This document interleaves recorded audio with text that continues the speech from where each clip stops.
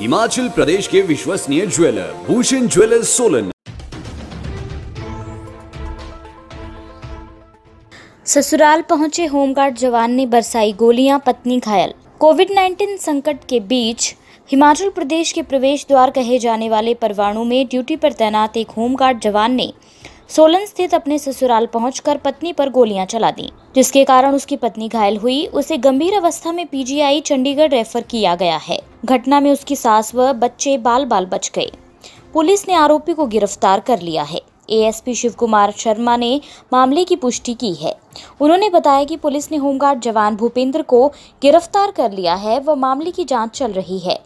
जवान भूपेंद्र रात करीब 12 बजे अपने ससुराल डमरोक पहुंचा, लेकिन घर वालों ने रात के समय दरवाजा खोलने से इसलिए इनकार कर दिया क्योंकि पति पत्नी के बीच कुछ महीनों से अनबन चली हुई थी। इस पर गुस्साए होमगार्ड के जवान ने घर पर गोलियां दाग दी। एक गोली उसकी पत्नी के कंधे में लगी। उसे उपचार के लिए पीजीआई चंडीगढ़ भेज दिया गया है।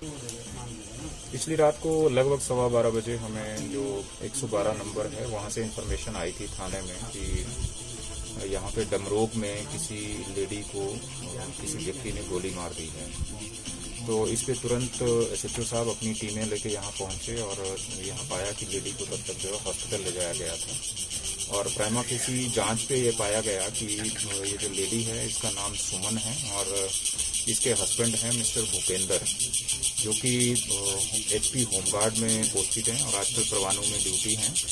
वो पिछली रात को लगभग 11:15 बजे यहाँ पे इनका ससुराल है भूपेंद्र का और ये जो लेडी है इसका मायका है यहाँ आया और उसने 303 राइफल से जो कि उसका सर्विस वेपन है उससे आके उसने यहाँ पे 7 फायर जो है डिफरेंट जगह पे घर में किए। पहले उसने ग्रिल में 2 गोलियां मारी और फिर अंदर जाके ताला तोड़ के कुंडी तोड़ के वो घर के अंदर घुस गया और उसने जहाँ पे ये लोग छुपे थे सारे, इसमें घर में ये लेडी सुमन, इसकी मदर पुष्पा और इसके 2 बच्चे साथ थे, वहाँ पे उस दरवाजे पे भी उसने 5 फायर किए और अनफॉर्चुनेटली एक गोली जो है जो मिसेस सुमन है इनको लेफ्ट शोल्डर में लगी है।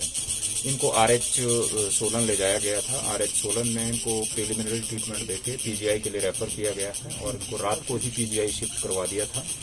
ये जो व्यक्ति है भूपेंद्र और इसने एक टैक्सी हायर की थी, उसको लेके ये आया था यहाँ पे। इन दोनों व्यक्तियों को पुलिस ने रात को ही गिरफ्तार कर लिया है और जो वेपन इसमें यूज हुआ है ऑफेंस के लिए उसको भी कब्जा में ले लिया है और इसमें पुलिस ने 452, 307, 25, 27 आर्म्स एक्ट के तहत केस दर्ज किया है। टल्ली होकर फेसबुक लाइव पर झूठी अफवाह फैलाई, मामला दर्ज। जिला के 4 लोगों ने पहले डटकर शराब पी और उसके बाद फेसबुक पर लाइव आकर इलाके में 3 लोगों की कोरोना वायरस से मौत की अफवाह फैला दी। अफवाह फैलाने के साथ जो लोग इस फेसबुक लाइव को देख रहे थे उन्हें भी इन्होंने जमकर गालियां दी। पद्धर थाना पुलिस ने चारों शराबियों के खिलाफ मामला दर्ज करके कार्रवाई शुरू कर दी है। मामला पद्धर थाना क्षेत्र के तहत आने वाले ब्यूं गाँव का है।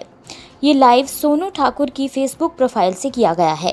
सोनू नाम के इस शख्स ने लाइव पर आकर कहा कि उनके क्षेत्र में 3 लोगों की कोरोना के कारण मौत हो गई है और सभी इस बात को छुपाने में लगे हुए हैं।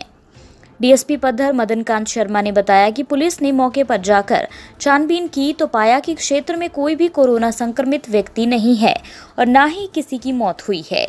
उन्होंने बताया कि चारों लोगों के खिलाफ मामला दर्ज करके कार्रवाई शुरू कर दी गई है। डीएसपी मदनकांत शर्मा ने लोगों से अफवाहें न फैलाने की अपील की है और आगाह किया कि जो भी ऐसा करेगा उसके खिलाफ कानूनी कार्रवाई अमल में लाई जाएगी।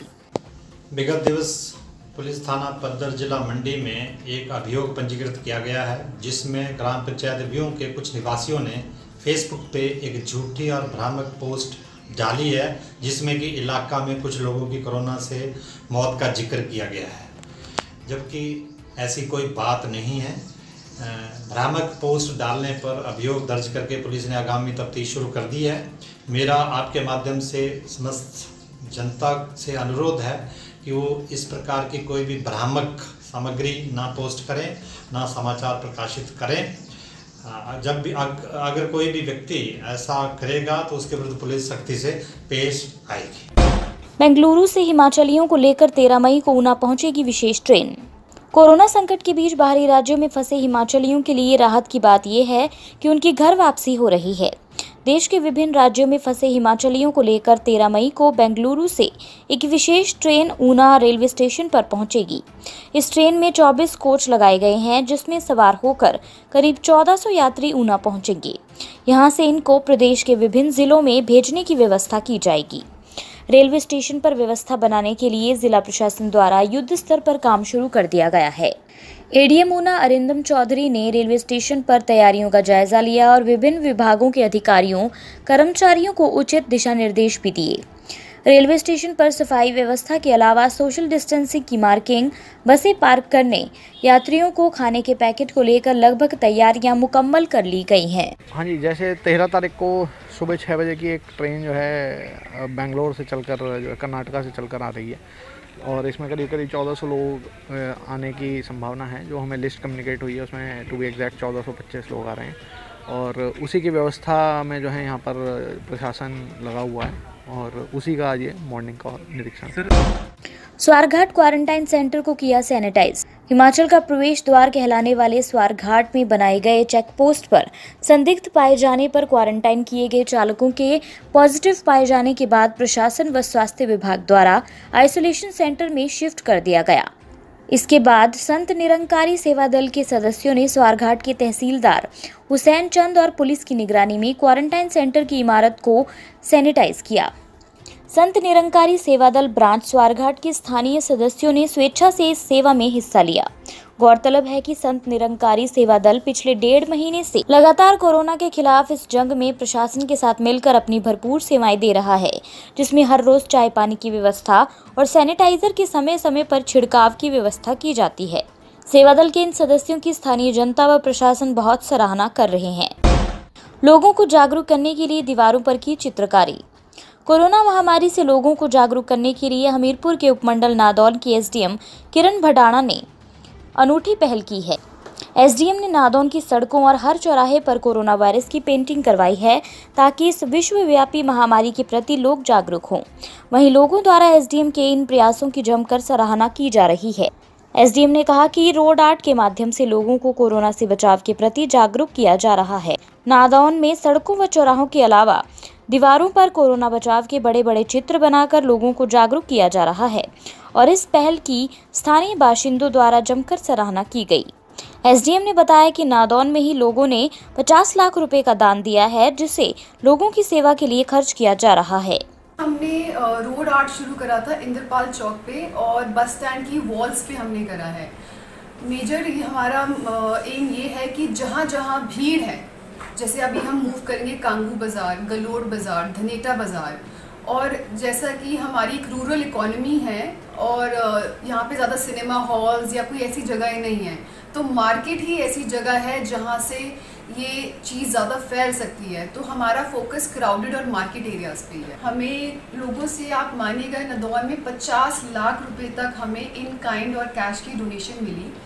हमारे यहाँ पे ऑन रिकॉर्ड 7000 माइग्रेंट लेबर्स थे, जिनको हमने 3 बार ऑलरेडी राशन दे चुके हैं और चौथा चरण अभी चल रहा है। और नादौन वासियों की बड़ी मदद रही। उन्होंने हमें ये कह दिया था कि मैडम चाहे पैसे हैं या नहीं हैं, पर नादौन में कोई भूखा नहीं सोएगा।